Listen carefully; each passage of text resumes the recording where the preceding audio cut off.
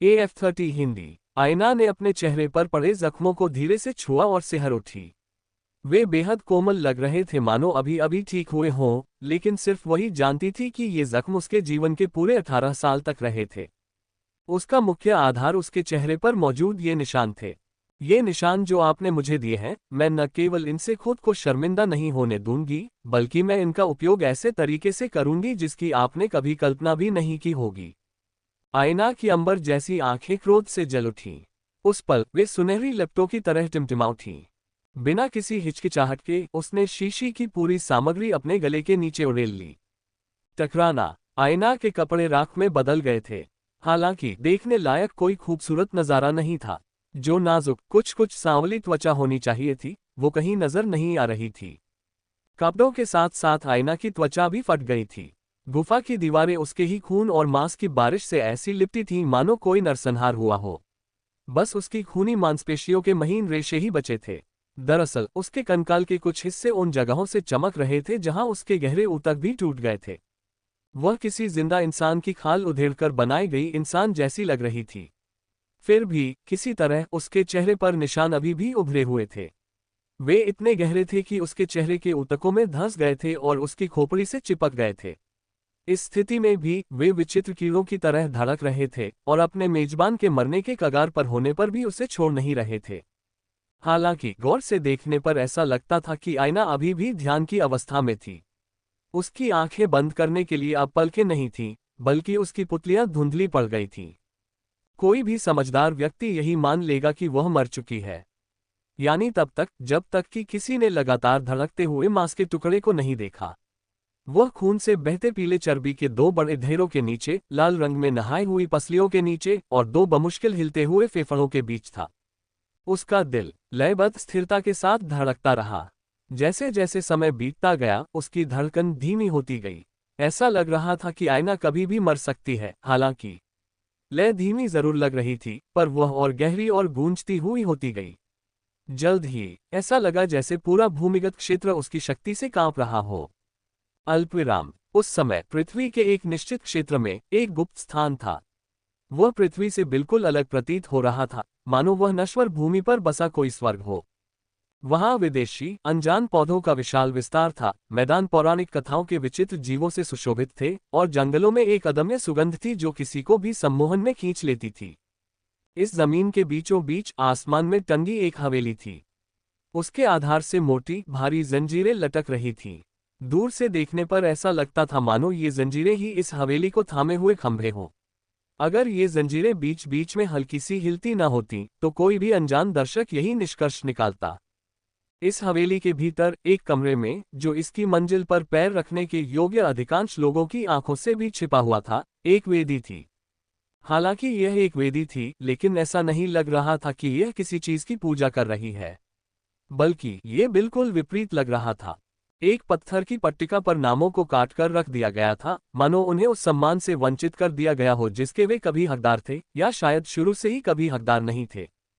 इस सूची में सिर्फ दो नाम थे। दोनों ही मानो किसी जादुई आभा से घिरे हुए थे। हालांकि यह आभा जहरीली, भयावह और काली थी। मोरालेस परिवार के पैतृक मैदानों के विस्मयकारी प्रदर्शन की तुलना में ये स्थान कई स्तरों पर कम भव्य था और इसमें किसी भी उत्सव के माहौल का अभाव था। तभी एक वृद्ध पुरुष ने उदास आंखों से ऊपर देखा। वह इस अंधेरे कमरे में एक स्थायी पर्यवेक्षक की तरह बैठा था, लेकिन उसका पद बहुत ऊंचा नहीं लग रहा था। चाहे वह उसके लंबे काले वस्त्र हो या उनके नीचे जंजीरों की खड़खड़ाहट, वह किसी बुजुर्ग से ज्यादा एक गुलाम लग रहा था। उसकी आंखें दूधिया सफेद थीं। वह पूरी तरह अंधा लग रहा था, फिर भी उसे कुछ एहसास हो रहा था। हालांकि वह जो भी था, उसे देखकर उसकी आह निकल गई। इससे पहले कि वह कुछ कर पाता, एक नाम पर चमकती रोशनी और तेज हो गई। उससे निकलने वाला आभामंडल कई गुना ज्यादा प्रतिशोधी और क्रूर हो गया और एक अंतहीन अंधकार में ऊर्जा का उत्सर्जन करने लगा। पूरे भवन में हंगामा मच गया और जल्द ही यह खबर चारों ओर फैल गई। उस हवेली के एक कमरे में एक खूबसूरत अधेड़ उम्र की महिला आईने के सामने बैठी थी और एक दुबली पतली नौकरानी को अपने नाजुक चेहरे पर हल्का मेकअप करने दे रही थी। अगर उसकी आंखों के किनारे हल्की झुर्रियां न होतीं, तो इस महिला की उम्र का अंदाजा लगाना नामुमकिन होता। कुछ ही देर बाद एक संदेशवाहक तेजी से कमरे में दाखिल हुआ और उतनी ही तेजी से चला गया। संदेश सुनकर सुंदर मध्यम आयु वर्ग की महिला हंस पड़ी। उस वेश्या की बेटी अभी भी कोशिश कर रही है। पिछले साल में कितनी कोशिशें हो चुकी हैं? 38। मैडम, छोटी नौकरानी ने धीरे से उत्तर दिया। वह छोटी कुतिया जरूर दर्द सह सकती है। उसे पता होना चाहिए कि वह सील कहीं नहीं जा रही है। वह चाहे जितना संघर्ष करे, लेकिन इससे नतीजा नहीं बदलेगा। उस खूबसूरत अधेड़ उम्र की औरत का चेहरा विकृत हो गया था। उसकी खूबसूरती दशकों के आक्रोश और नफरत से दागदार लग रही थी। वह बस यही चाहती थी कि वह छोटी सी कुतिया एक यातना भरी जिंदगी जिए। कुछ पलों की खामोशी के बाद वह अपनी सामान्य कुलीनता में लौट आए। मानो कुछ सेकंड पहले तक उसने ऐसा भाव नहीं दिखाया था। क्या मेरे लड़के शिमोन को अभी भी उनके निशान नहीं मिले हैं? और क्या इस लियोनेल मोरालेस के बारे में कोई जानकारी है जिसने मेरे ब्रेजिंगर कबीले के लोगों को मारने का साहस किया? मैडम, हमारी जानकारी के अनुसार लियोनेल मोरालेस सम्राट फॉक्स के पोते हैं। एक पल के लिए तो वह खूबसूरत अधेड़ महिला स्तब्ध रह गई, मानो उसे ऐसी खबर की उम्मीद ही न हो। लेकिन एक पल बाद उसकी नजरें सिकुड़ गईं। और तो क्या हुआ? अगर फॉक्स शाही परिवार के किसी सदस्य ने भी कार्रवाई की तो भी उन्हें मेरे परिवार के लिए 1 पाउंड मांस खोना पड़ेगा। छोटी सी नौकरानी आगे बोलने से पहले हिचकिचाए। उसकी मां कई दशकों से नहीं दिखी है और हम उसके पिता के बारे में कुछ भी पता नहीं लगा पाए। इसके अलावा मैडम को ये भी याद रखना चाहिए कि युवा वारिस शिमोन विश्व आत्मा का 1/4 हिस्सा हासिल करने में असफल रहा। हालांकि उस दुबली पतली नौकरानी ने अपनी बात पूरी नहीं की, लेकिन उसका मतलब साफ था। इतनी कम जानकारी के साथ लियोनेल के खिलाफ कार्रवाई करना ठीक नहीं था। खूबसूरत मैडम ने व्यंग्य किया। लगता है वो घटिया वेश्या बिल्कुल अपनी मां जैसी है। उन्हें अपने मर्द चुनने का तरीका जरूर आता है। मुझे उसकी पृष्ठभूमि की परवाह नहीं, क्या वो हमारी पृष्ठभूमि से बेहतर हो सकती है? मैं चाहती हूं कि वो मर जाए इससे पहले कि हम किसी और काम में लग जाएं। मैं नहीं चाहती कि मेरे काम के आसपास एक मक्खी भी भिनभिनाए, जबकि मैं उन लालची कमीनों से निपट रही हूं जिनकी नज़र हमारी हकीकत पर है। छोटी नौकरानी ने झुककर कहा, जी मैडम। मैडम का तिरस्कार और गहरा गया। ये सोचकर कि वह छोटी सी वेश्या एक और असफलता की ओर बढ़ने के लिए कैसे कष्ट सह रही थी, उसका दिल बहुत हल्का हो गया। अल्पविराम। उसी क्षण आयना अभी भी बैठी थी, उसकी त्वचा पूरी तरह से उतर चुकी थी। हालांकि उसके होठों पर जो कुछ बचा था, एक व्यंग्य भी था। उन्हें शायद लगा होगा कि वह एक बार फिर इन मुहरों को तोड़ने की कोशिश कर रही है, लेकिन असल में वह इसका इस्तेमाल इस खून के बहाव को कमजोर करने के लिए कर रही थी। और वह इसका इस्तेमाल तब तक करती रहेगी जब तक वह उस परिवार को मिट्टी में नहीं मिला देती। वे उसे सील करना चाहते थे। खैर, इस दुनिया में कोई भी ऐसा नहीं था जो अपने शरीर को उससे बेहतर समझता हो। ऐसा कुछ भी नहीं था जो वह अपने शरीर में डाल सके और जिससे उसे कोई फायदा न हो। उसकी सुस्त आंखों में अंतहीन दृढ़ संकल्प चमक रहा था।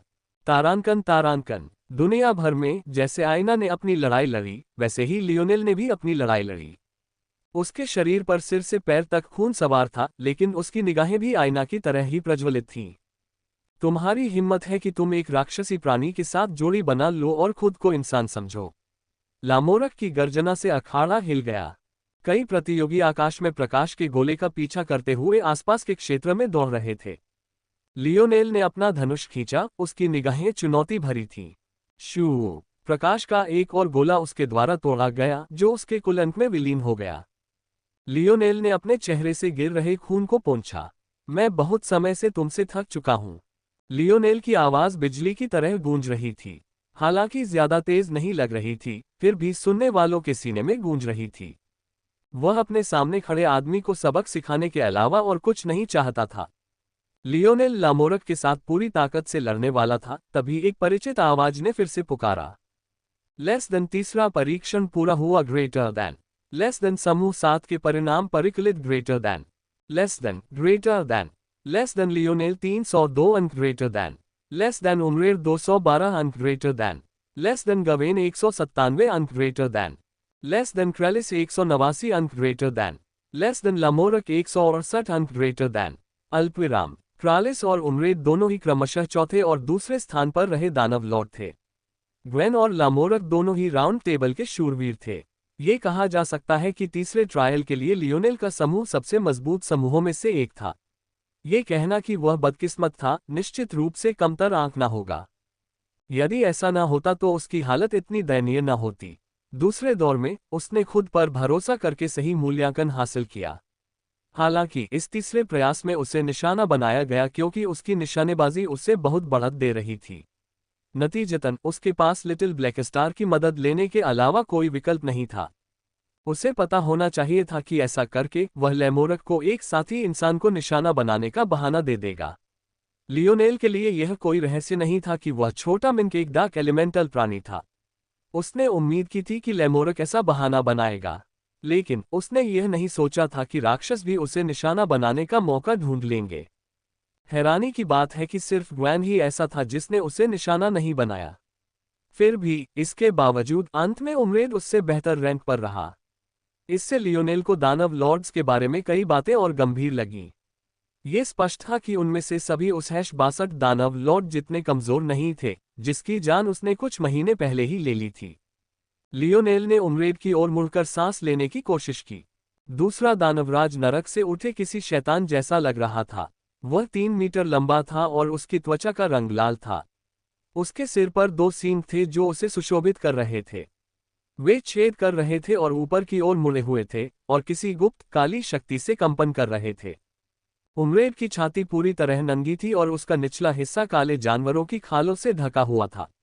उसके दोनों विशाल हाथों में एक एक कुल्हाड़ी थी। उनके ब्लेड उसके शरीर जितने ही बड़े लग रहे थे, जो उसके आकार के बावजूद उसे बौना बना रहे थे। क्रालिस भी एक विशालकाय राक्षस था। हालांकि लाल होने के बजाय वह सिर से पैर तक गहरे काले रंग के शल्कों से ढका हुआ था, जो स्टील से भी ज्यादा सख्त थे। और युद्ध की कुल्हाड़ियां चलाने के बजाय उसके पास 3 मीटर से भी लंबी एक विशाल चौड़ी तलवार थी। चाहे वो दोनों राक्षस हो या दोनों शूरवीर, सभी लियोनेल की ओर देख रहे थे। उनमें से 3 के चेहरे पर थोड़ी हिचकिचाहट थी, सिर्फ ग्वैन भावशून्य लग रहा था। लियोनेल ने उन सबको घूरा, उसकी छाती धड़क रही थी। वह उस मुकाम पर पहुंच चुका था जहां अब उन चंद लोगों के पास उस पर दबाव डालने की कोई ताकत नहीं थी। बिना एक शब्द कहे वह अपने छोटे से भूरे रंग के प्लेटफॉर्म पर चढ़ गया और वापस ऊपर उड़ गया। बड़े भाई, क्या आप ठीक हैं? लियोनेल ने गहरी सांस ली। मैं ठीक हूं, कोई बड़ी बात नहीं है। छोटी नानी ने ये शब्द सुनकर भौहें चढ़ाईं। लियोनेल की आवाज के लहजे से उन्हें अंदाजा हो गया कि उसे इन मामलों में उतनी सहजता नहीं है जितनी दिख रही थी। ऐसी प्रतिक्रिया सुनकर नाना कुछ अवाक रह गया। आखिर क्या था? इतने शक्तिशाली प्राणियों द्वारा निशाना बनाए जाने के बाद क्या उसे कोई नुकसान नहीं होने की उम्मीद थी? क्या सच में उसे इतना नुकसान हुआ भी था? क्या वह फिर भी प्रथम नहीं था? हालांकि नाना को इस बात का जरा भी अंदाजा नहीं था कि लियोनेल के इतने छोटे और संक्षिप्त होने की वजह यही नहीं थी। हालांकि इसकी एक भूमिका जरूर थी, लेकिन यही सब कुछ नहीं था। उस पल लियोनेल को अपने सीने में एक असहज, घुटन भरी अनुभूति हो रही थी। ऐसा एहसास उसे सिर्फ आईना की वजह से ही हो रहा था। किसी वजह से लियोनेल को लगा जैसे इस पल आईना के साथ कुछ गड़बड़ है। फिर भी उससे इन परीक्षण स्थलों से निकलने में अभी कई साल बाकी थे, और अगर वह अभी निकल भी जाए तो भी उसे तुरंत ढूंढ पाना उसके लिए नामुमकिन होगा। इससे वह चिंतित हो गया, इतना चिंतित कि उसने ये भी नहीं सोचा कि वह इतना आश्वस्त क्यों था कि ये विचार वास्तविकता थे। तो इसमें कोई आश्चर्य की बात नहीं थी कि लियोनेल अभी कुछ पल पहले ही लगभग पूरी तरह से टूट गया था। अगर मुकदमा खत्म न हुआ होता तो कोई नहीं जानता था कि उस पल में वह क्या करता। लेस देन परीक्षण ग्रेड उत्तम, ग्रेटर देन। लेस देन पुरस्कृत कौशल अंक 3020, ग्रेटर देन।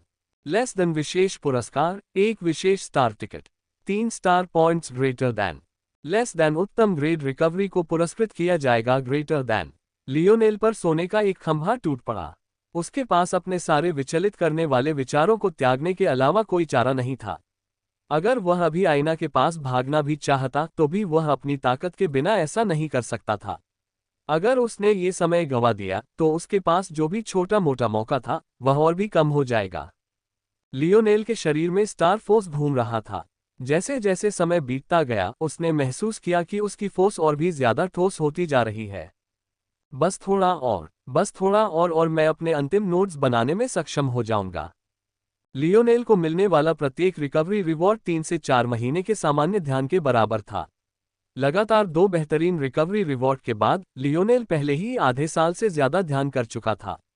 ऐसे ही कुछ और रिवॉर्ड के साथ वह अपने लक्ष्य को पूरा कर पाएगा। नाना, इधर आओ। लियोनेल ने आंखें खोलते ही अचानक एक आवाज सुनाई दी। उसे यह समझने के लिए देखने की जरूरत नहीं थी कि यह पोप मार्ग्रेव थे।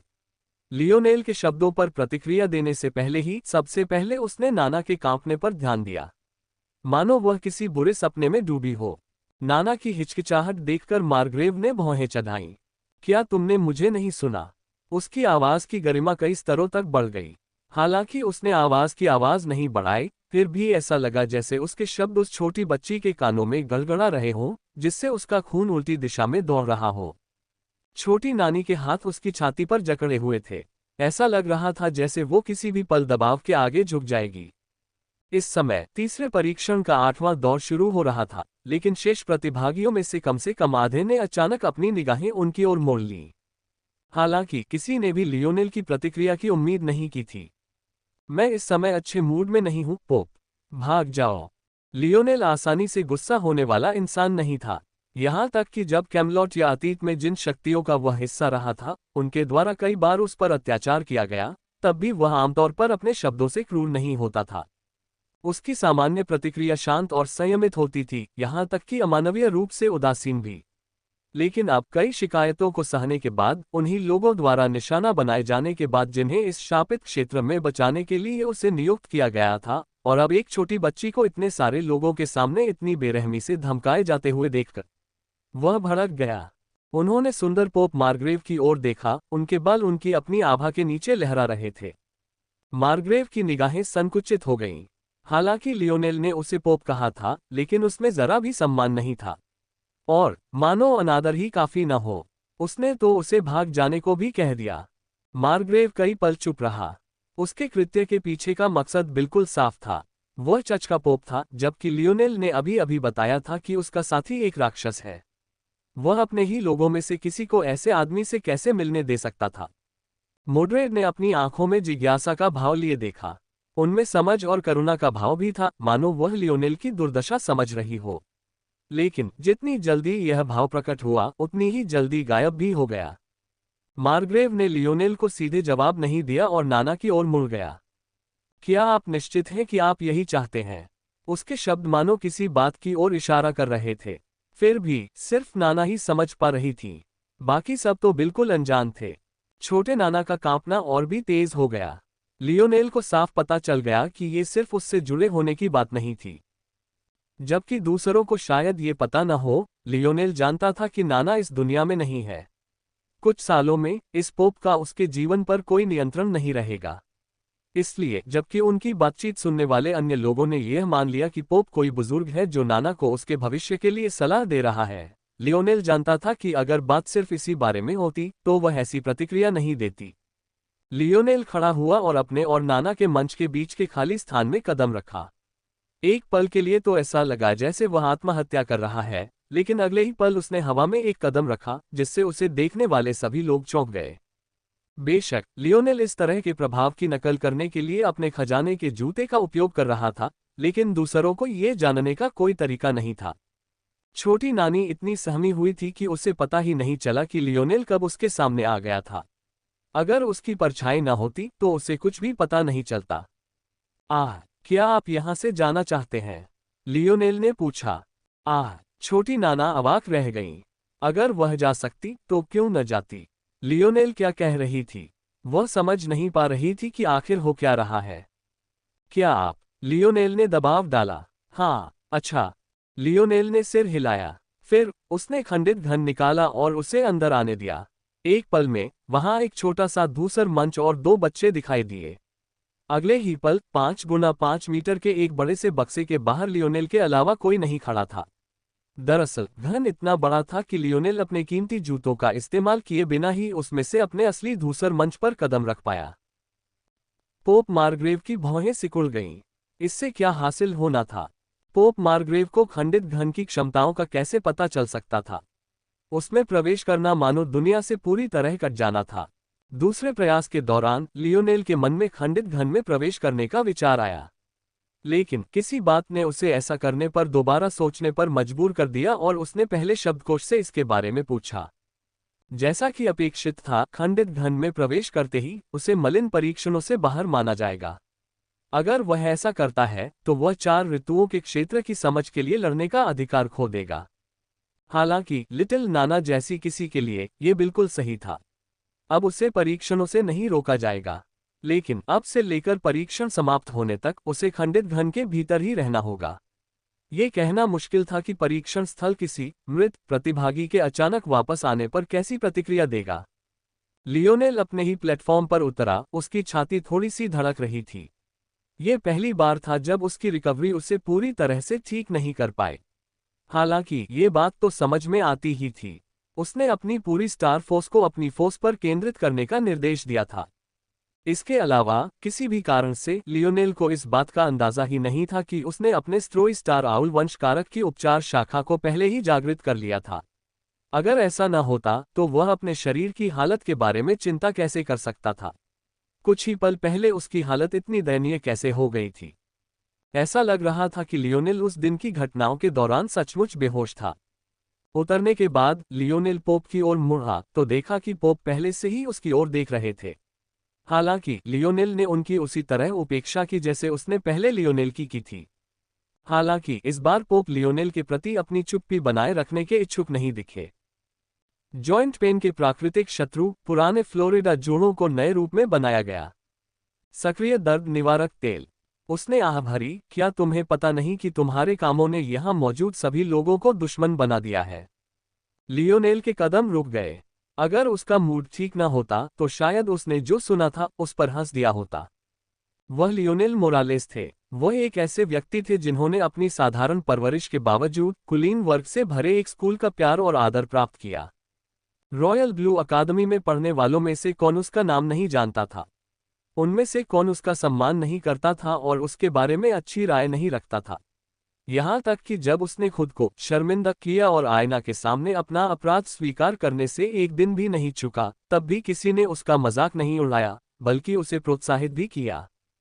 फिर भी दुनिया बदलने के बाद उसके साथ साथ सब कुछ भी बदल गया।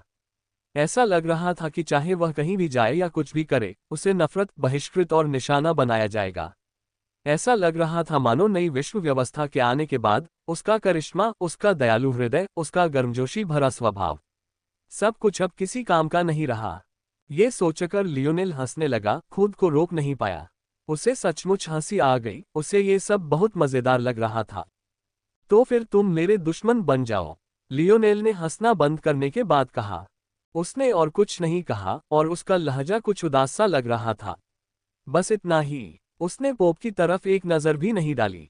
लेस देन तीसरा परीक्षण पूरा हुआ। ग्रेटर देन लेस देन समूह 8 के परिणाम परिकलित। ग्रेटर देन लेस देन यादृच्छिक घटना ट्रिगर। ग्रेटर देन भाग लेने वाले 70% या उससे ज्यादा लोगों में एक ट्रायल लेने वाले के प्रति दुश्मनी पैदा हो गई है। लियोनेल उत्तरजीविता घटना शुरू हुई। ग्रेटर देन लेस देन प्रतिभागी लियोनेल के लिए 10 गुना इनाम। ग्रेटर देन लेस देन शत्रु प्रतिभागियों के लिए आधा पुरस्कार। ग्रेटर देन लेस देन स्थान चुना गया कैमलॉट। ग्रेटर देन लेस देन चुना गया परीक्षण ध्वज पर कब्जा। ग्रेटर देन लेस देन समय सीमा 23 घंटे 59 minute 59 second. Greater than Lionel के चेहरे के भाव बदल गए।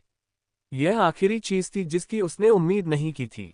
हालांकि थोड़ी देर बाद उसे समझ आ गया कि ऐसा क्यों होता है। मलिन ट्रायल्स को पूरी पारदर्शिता के साथ आयोजित किया गया था।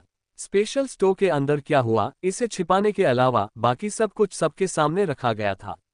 चाहे वह किसी का प्रदर्शन और ग्रेड हो या फिर कोई व्यक्ति कौन से कौशल अनलॉक करना चाहता था, सब कुछ सब देख रहे थे।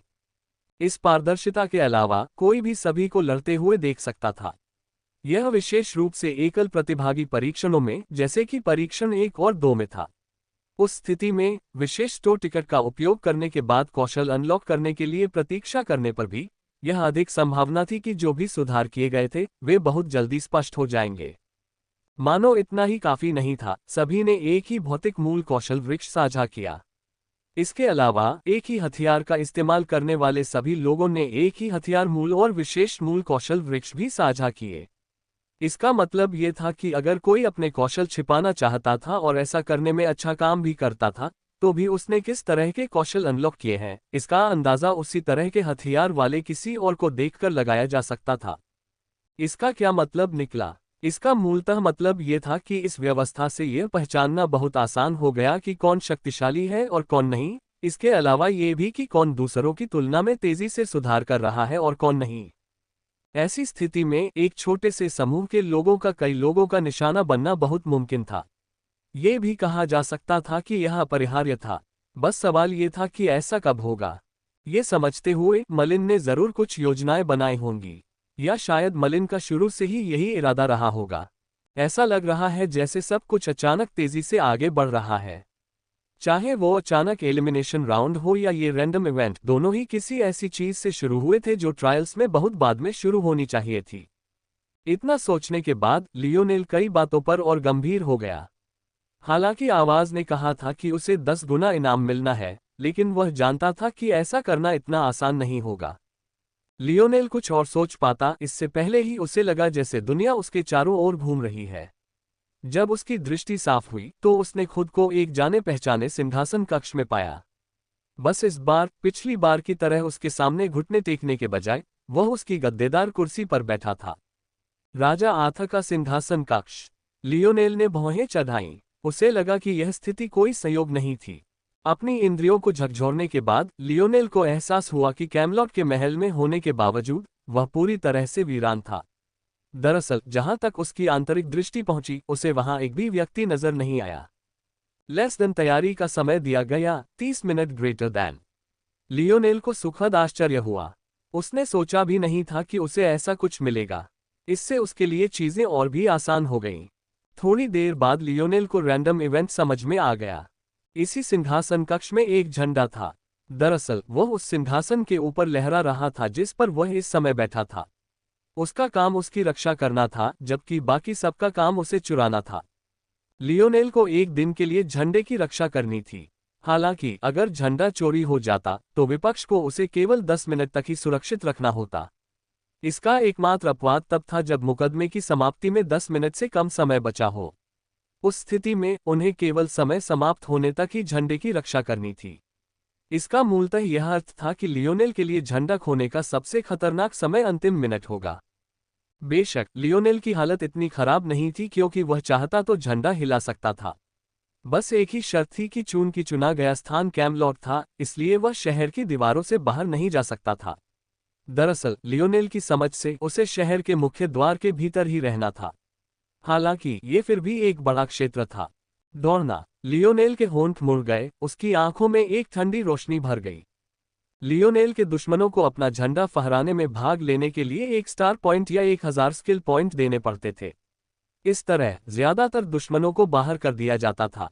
हालांकि इससे ये भी सुनिश्चित हो जाता था कि जो भी ऐसा करने की हिम्मत करेगा वह कुलीन वर्ग का होगा। साथ ही जितने अधिक लोग इसमें भाग लेंगे उनके पुरस्कार उतने ही बेहतर होंगे। ये नन्हा ब्लैक स्टार लियोनेल के कंधों से उछलकर उसके सिर के ऊपर आ गया।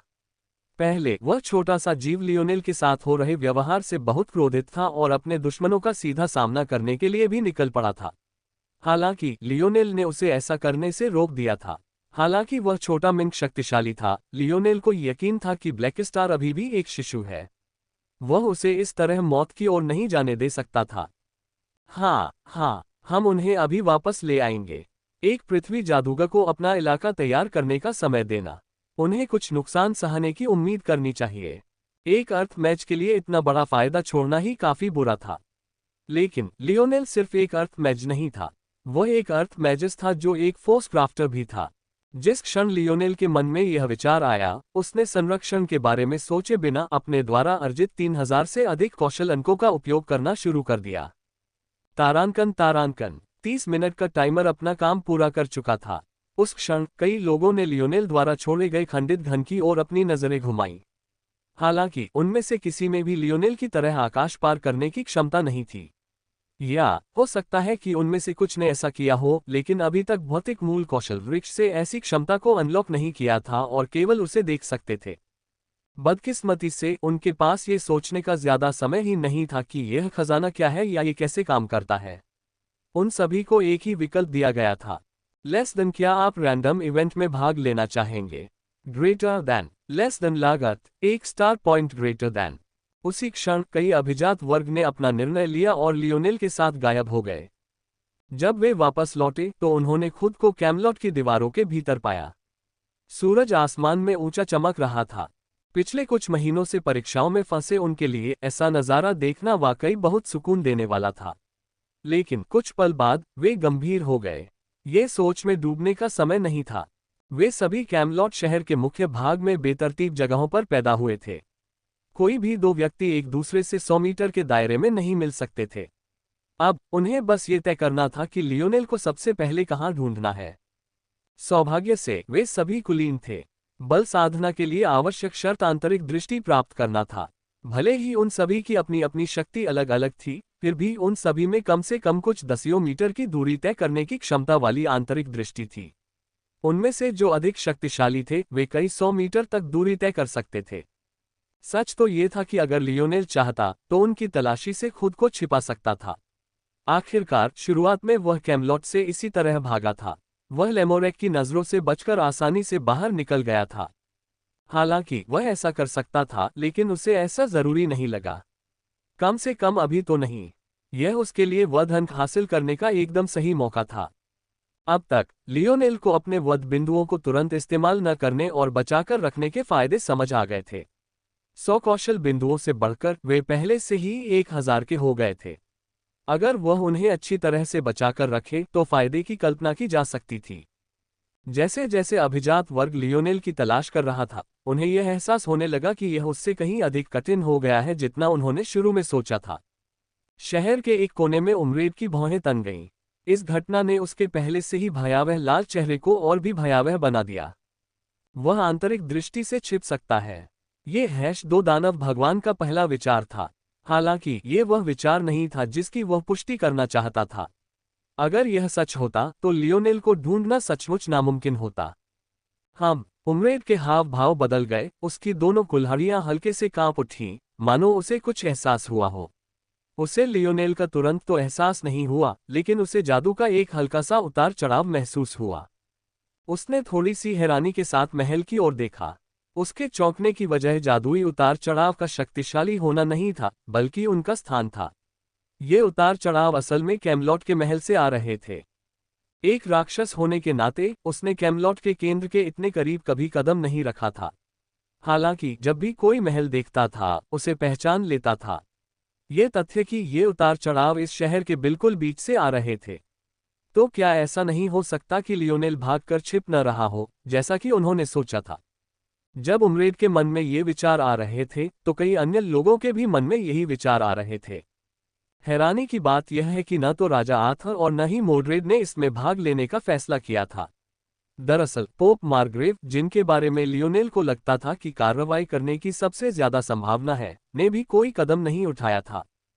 फिर भी कुछ जाने पहचाने चेहरे तो थे ही। लाल उम्रेड के अलावा काले शल्कों वाला क्रालिस और यहाँ तक कि बड़े पेट वाला बड़ा बुद्ध भी था।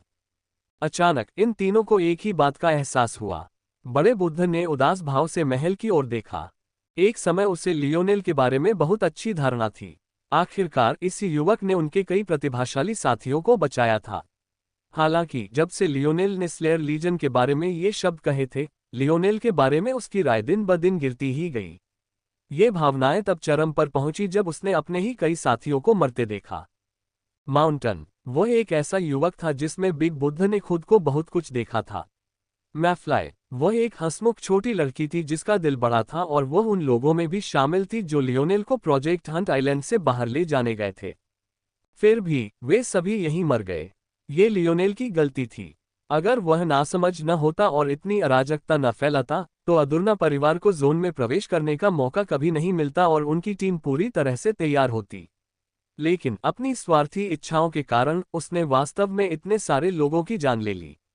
बड़े बुद्ध की निगाहें लाल हो गईं, उनके कदमों से जमीन हिलने लगी जैसे ही वे अपने सामने महल में प्रवेश कर रहे थे।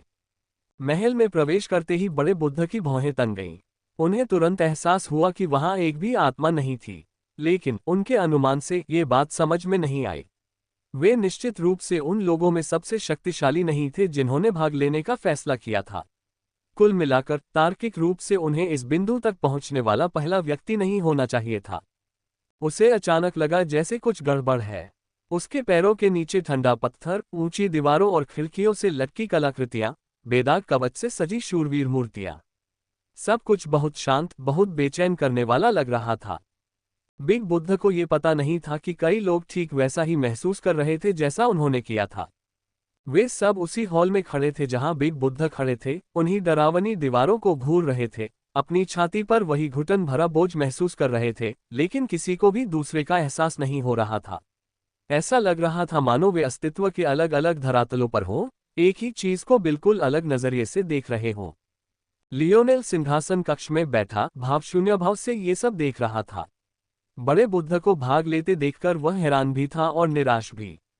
दूसरों को शायद पता न हो, लेकिन क्या वे दोनों एक ही मिशन पूरा करने के लिए यहाँ नहीं थे?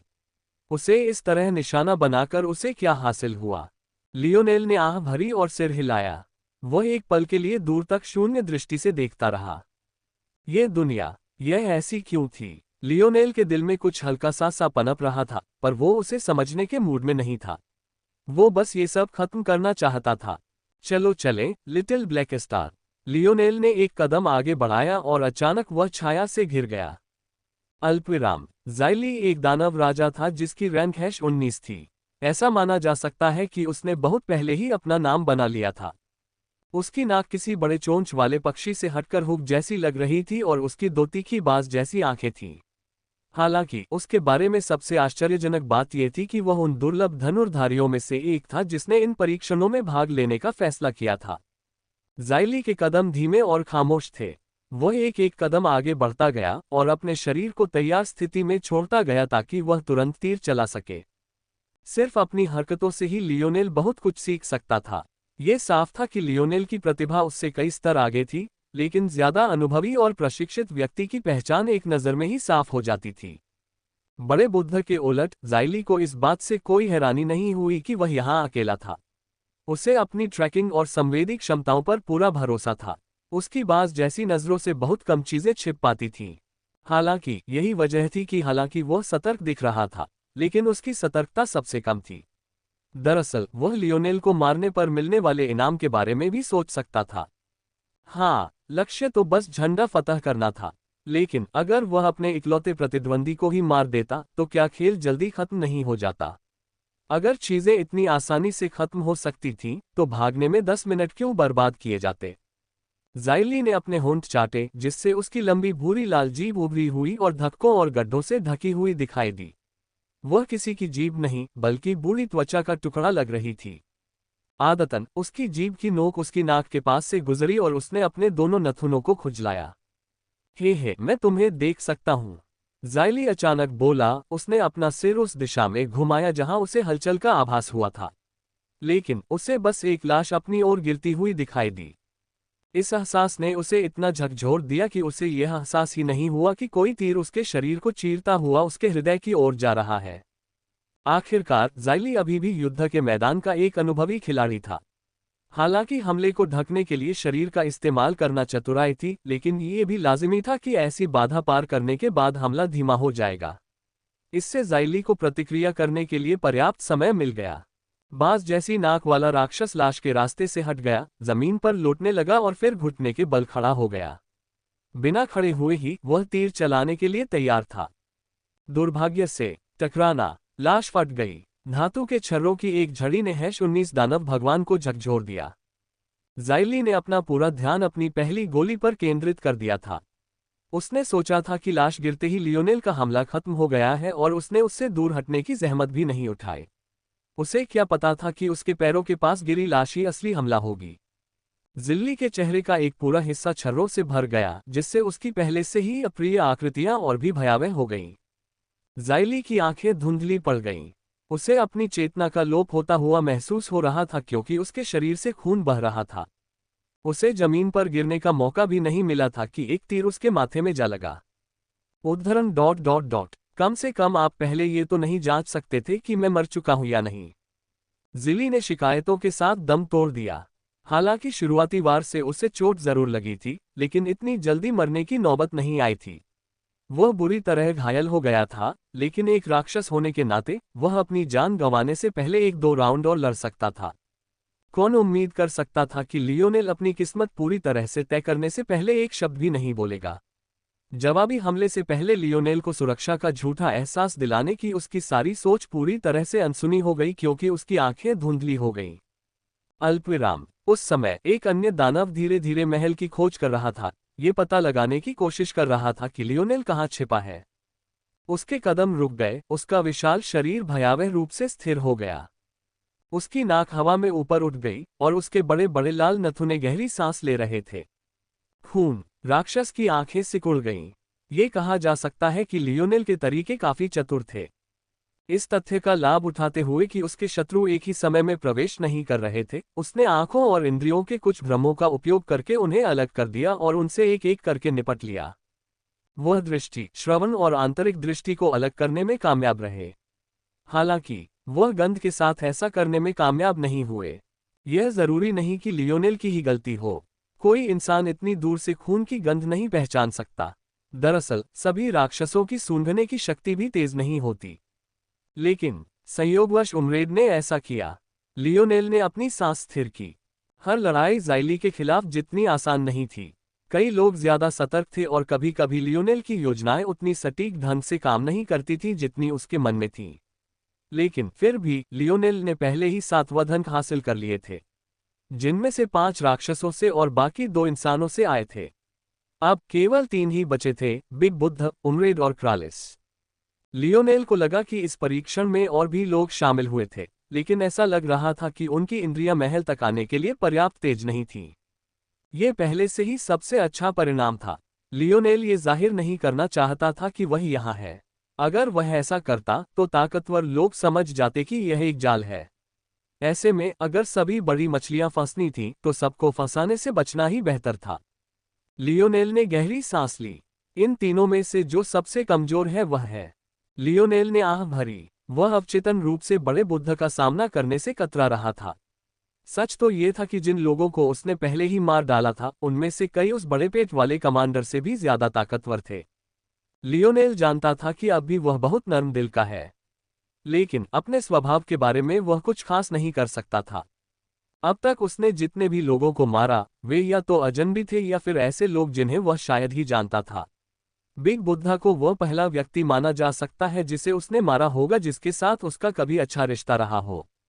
ये सोचकर भी लियोनेल को बेवकूफ़ी महसूस हो रही थी। आखिरकार ये तथाकथित सभ्य रिश्ता तो बस उस महान व्यक्ति से कुछ घंटों की बातचीत का ही मामला था, बस।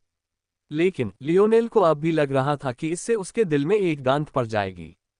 लियोनेल ने अपनी आंखें बंद कर लीं और एक और गहरी सांस ली। वह तुम्हें मारने की कोशिश कर रहा है। ये ही वो शब्द थे जो लियोनेल ने खुद से फुसफुसाए। ये ऐसे शब्द थे जिन्हें कोई और कभी नहीं सुन सकता था, लेकिन वह उन्हें बार बार खुद से दोहरा रहा था। लियोनेल ने अपने दिल को शांत करने के लिए काफी देर तक आंखें बंद रखीं। जब वे फिर खुली तो उसकी गणनात्मक निगाहें वापस आ गई थीं। तैयार हो जाओ, लिटिल ब्लैक स्टार। लियोनेल ने अपने विचार उस छोटे मिनट तक पहुंचाए। परफेक्ट यूनियन के अनलॉक होने के बाद ऐसा करना कोई समस्या नहीं थी। हालांकि वह छोटे मिंक सही मायनों में संवाद नहीं कर सकते थे, फिर भी उनके लिए एक दूसरे के इरादों को समझना मुमकिन था, मानो वे उनके अपने इरादे हों। एक तरह से एक दूसरे को समझने की उनकी क्षमता शब्दों से भी बेहतर थी और यह बहुत तेज भी थी। लियोनेल आगे बढ़ा, उसके कदम असाधारण रूप से हल्के थे। इस परीक्षण से उसे जो एक फायदा हुआ वह था गति की समझ। लियोनेल ने पहले कभी इसके महत्व पर ध्यान नहीं दिया था। शुरू में वह पूरी तरह से अपनी गति सुधारने पर केंद्रित था। परीक्षण के दौरान प्रतिबंध इतने कड़े थे कि वह घुटन महसूस कर रहा था। आखिरकार जब से उसने अपने स्ट्रोई स्टार उल्लू वंश के गुण को जागृत किया है, गति उसकी एक मजबूत कड़ी बन गई है। हालांकि अपनी शारीरिक जड़ों में छिपे कौशल को उजागर करने के बाद लियोनेल को एहसास होने लगा कि गति उसकी सोच से कहीं ज्यादा जटिल है। ये हमेशा सीधी रेखा में गति के बारे में नहीं होता। कई मायनों में चपलता शुद्ध गति से भी ज्यादा महत्वपूर्ण थी। ये सिर्फ गति के बारे में नहीं था, बल्कि यह भी था कि उन्होंने अपनी गति में किस प्रकार असंख्य परिवर्तनों को शामिल किया। लियोनेल एक निशानेबाज था। कहा जा सकता है कि यही वह रास्ता था जिसमें वह अब तक का सबसे प्रतिभाशाली था। इसलिए वह जानता था कि किसी भी पूर्वानुमेय रास्ते पर निशाना लगाना उसके लिए कितना आसान है। वह इस हद तक जानता था कि वह ऐसा कोई भी निशाना कभी नहीं चूकता था। लेकिन क्या होगा यदि उक्त लक्ष्य में न केवल गति हो, बल्कि उसका उपयोग करने का एक रहस्यमय तरीका भी हो? जब लियोनेल ने ऐसी चीजों का अनुकरण करने के लिए अपने स्वप्न जगत का उपयोग किया, तो उसने महसूस किया कि अपनी शक्ति में ज्यादा सुधार किए बिना भी, यदि वह केवल अपनी गति तकनीक पर ध्यान केंद्रित करता, तो उसकी मारक क्षमता 100% या उससे अधिक बढ़ जाती। ये जानकर लियोनेल को दो बातें समझ में आईं। पहली, उसे एहसास हुआ कि जब वह यहाँ से जाएगा तो उसे अपने पुरस्कारों में से एक का इस्तेमाल किसी गति प्रकार की तकनीक पर करना चाहिए। ये पुरस्कार उससे कहीं ज्यादा महत्वपूर्ण थे जितना उसने उन्हें श्रेय दिया था। और दूसरी बात, उसे एहसास हुआ कि इस मोड़ पर उसका सबसे अच्छा दांव अपने सभी कौशल बिंदुओं को अपने भौतिक मूल कौशल वृक्ष में डालना था। उसके पहले अर्जित सभी 3020 अंक ठीक वहीं गए थे। लेस देन सिल्वर स्किल विस्फोटक पहला कदम चुना गया greater than. Less than silver skill अचानक रुकना चुना गया ग्रेटर दैन। अल्पविराम लेस देन गोल्ड स्किल अनियमित कदम चुना गया ग्रेटर दैन। लियोनेल महल के पार चला गया और पलक झपकते ही वहां पहुंच गया जहां बिग बुद्ध थे। मानो खुद को झिझकने से रोकने के लिए वह एक पल के लिए भी नहीं रुका। एक ही झटके में उसकी हथेली उलट गई, जिससे उसके कंगन में बंद एक लाश उस बड़े आदमी की ओर उछल पड़ी। बड़े बुद्ध बहुत पहले ही अधीर हो चुके थे। वे लियोनेल को ढूंढने के लिए हर जगह देख रहे थे, लेकिन उन्हें कुछ नहीं मिला। इसके अलावा ये भी साफ था कि लियोनेल ठीक था, वरना ये बेतरतीब घटना पहले ही खत्म हो चुकी होती। फिर भी इस पूरे समय में उन्हें कुछ भी सुनाई नहीं दिया था। वे बेचैन होने से खुद को नहीं रोक पाए। जिस समय वह पीछे हटने और महल को पूरी तरह से छोड़ने के बारे में सोच रहा था, तभी उसे अचानक वही बात याद आई जो ज़ाइली को कुछ ही क्षण पहले आई थी। एक लाश उसकी ओर आ रही थी। बड़े बुद्ध की आंखें चौड़ी हो गईं। हालांकि उन्होंने सहज प्रतिक्रिया व्यक्त की। उसकी हथेलियां अचानक एक विशाल ऊर्जा से भर गईं। पलक झपकते ही वह ऊर्जा उसके शरीर में समा गई और उसके हाथों का आकार इतना बड़ा हो गया कि वे आकार में उसके विशाल शरीर के बराबर हो गए। ऊपर से देखने पर उसकी यह क्षमता कुछ हास्यास्पद लगती थी, लेकिन व्यवहार में इसमें एक विनाशकारी शक्ति निहित थी। बड़े बुद्ध ने अपनी हथेली आगे की ओर पटक दी और जरा भी पीछे नहीं हटे। टकराना। बड़े बुद्ध पर छर्रों की बौछार हुई। हालांकि उनकी हथेलियां इतनी बड़ी थीं कि उनका हमला बचाव का भी काम कर रहा था। हालांकि कठोर धातु के टुकड़े उनकी हथेली में धंस गए, लेकिन एक तेज परावर्तक ऊर्जा ने उन्हें कोई गंभीर चोट लगने से पहले ही उड़ा दिया। लियोनेल, बड़े बुद्ध ने दहाड़ कर कहा। वह पूरी तरह से गुस्से में था, यहाँ तक कि उसे समझ ही नहीं आ रहा था कि वह लियोनेल को मारने आया है। हालांकि लियोनेल ने पहले ही इस काम पर मन बना लिया था। वह बिग बुद्धा को आराम करने का मौका नहीं देना चाहता था, न ही खुद को झिझकने और अपने किए पर पछताने का मौका देना चाहता था। आयना ने उसे पहले भी एक बार कहा था, अपने दुश्मनों के साथ दयालु होना अपने साथ निर्दयी होना है। लियोनेल ने दो तीरों को 3 अंगुलियों के बीच फंसाकर एक साथ दोनों को निशाना बनाया और सिल्वर स्किल डबल शॉट को सक्रिय किया। शू! लियोनेल के तीर हवा में एक दूसरे के चारों ओर घूम रहे थे। पहले तो उनके चक्र अलग अलग लग रहे थे, लेकिन अगले ही पल वे एक हो गए और हवा में शक्ति का एक घूमता हुआ पेंच बन गए।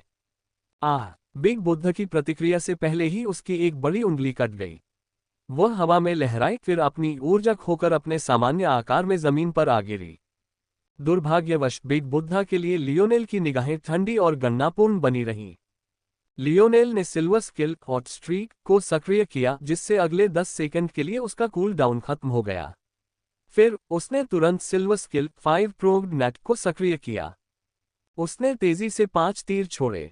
हर तीर 5 अलग अलग दिशाओं से हवा में घूमता हुआ एक साथ 5 अलग अलग दिशाओं से बड़े बुद्ध की ओर जा रहा था।